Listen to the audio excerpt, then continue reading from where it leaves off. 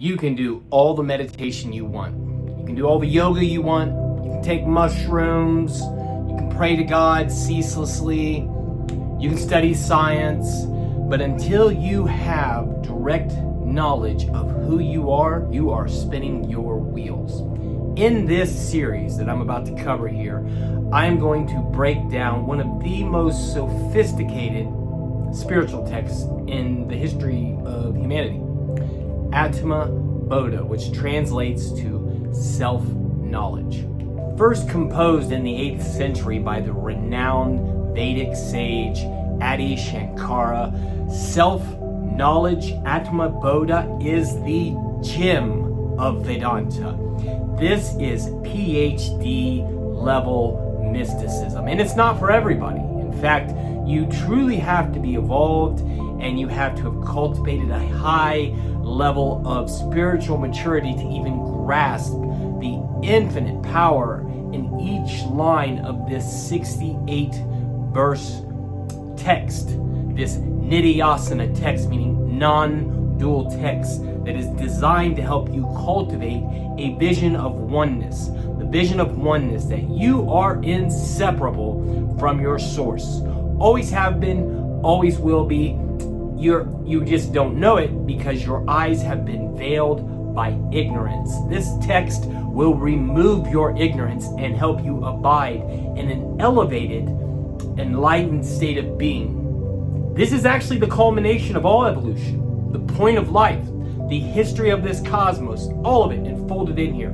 Although it was written in the 8th century, this is the crown jewel of a long lineage of Vedanta. Vedanta translates to the end of knowledge. It is that by which knowing all things are as good as known. Know thyself, and you will know the cosmos and the gods.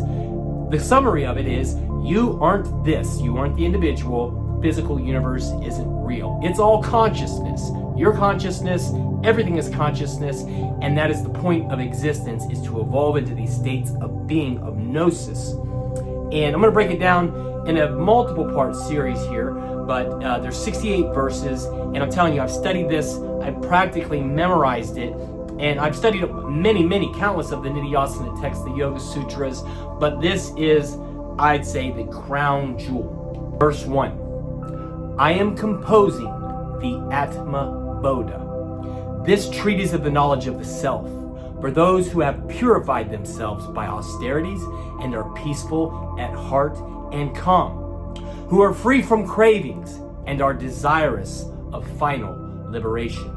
Let's unpack this verse. First of all, this text is a basic primer, but it takes you all the way to the end to final liberation. But in this first verse, he's listing some qualifications that those who have purified themselves by austerities, meaning that you have disciplined yourself to a phase of renunciation, of non-attachment, of pure-heartedness, of devotion to the one, and understanding of oneness. That's a prelim to even understanding this text. The next part is who are peaceful in heart and calm. The disciple should have cultivated a high level of emotional intelligence, that we are beyond the whims of the ego, the likes and dislikes, the emotional turbulences that plague most people. We have to be beyond those. And then the third condition is you have to desire liberation, meaning you have to know that you're actually bound, that this physical vehicle, this earthly realm is bondage. If you haven't reached that, you might as well scratch the board clean, because this has to be your one and only desires to become awake. He also mentions free from cravings, and that's a huge one. Carnal, worldly, fleshly cravings. It doesn't mean you starve yourself or you don't. Cravings would mean like drugs, alcohol, sex, money, fame. These are base level, lower chakra energies that are often from dark forces sometimes will influence us, but in any case, free from cravings. You have to understand that what you're actually craving is God. That all these small cravings are keeping you from God. Christians call it sin. Sin, the original term, means to miss the mark. Well, with this knowledge, the goal is to hit the mark. His talent hits a mark no one else can hit. Genius hits a mark no one else can see.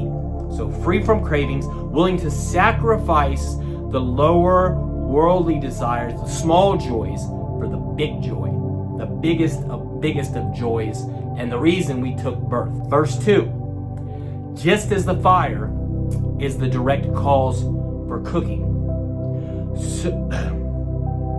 so without knowledge, no emancipation can be had.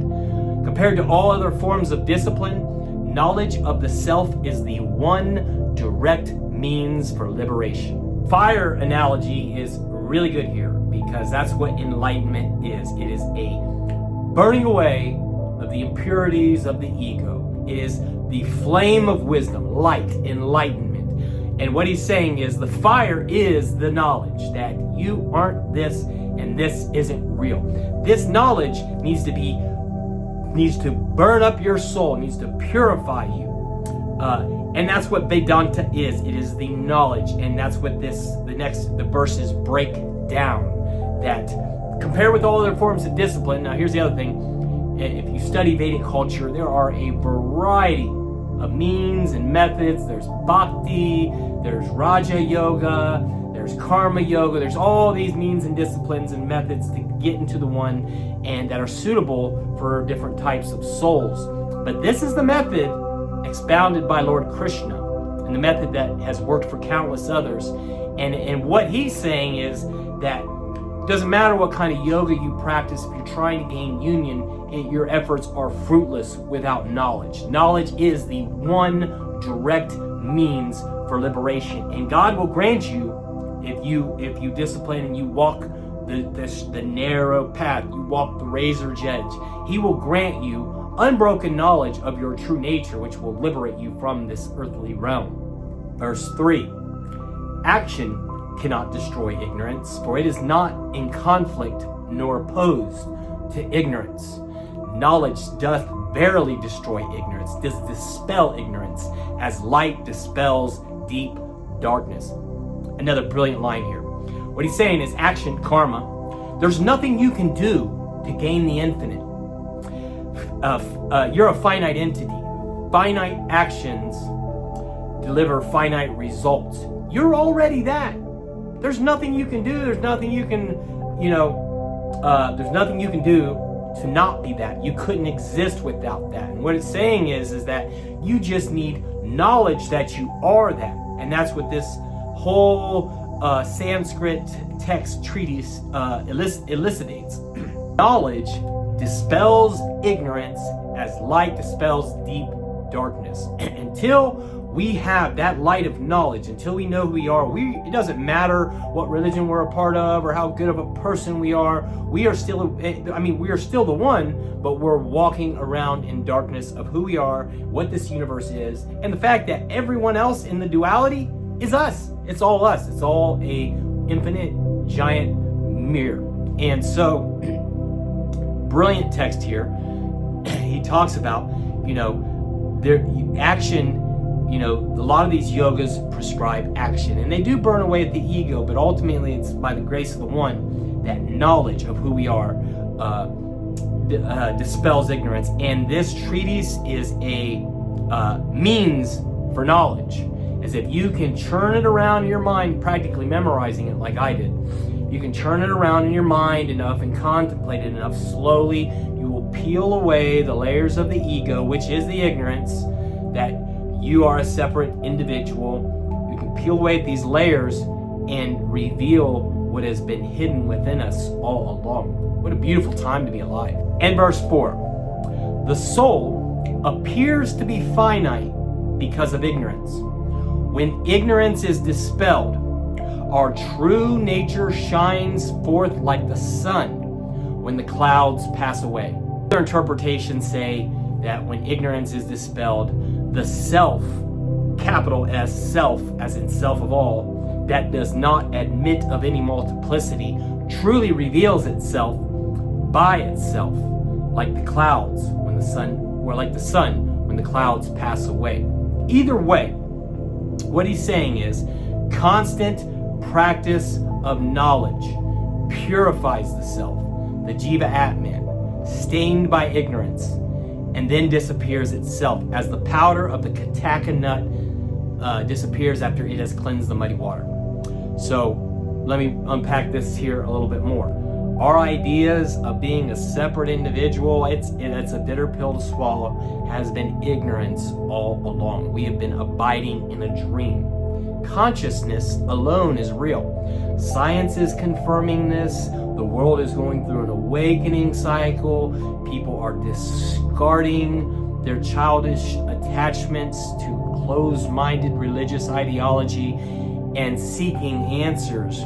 And that is one of the prerequisites, is that we must be able to think for ourselves.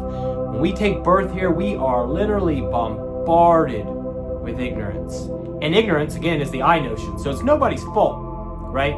This is generational. It's been passed down. This is the human condition. Christians call it original sin.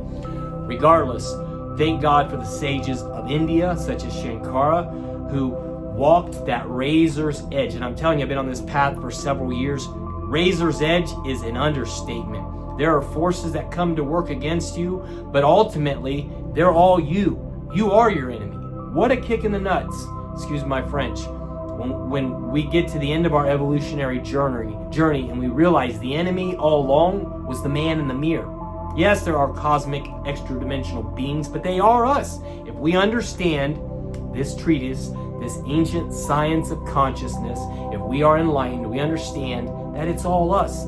And the bad guys were us, and that's how the cosmic drama, the divine Leela, the play unfolds.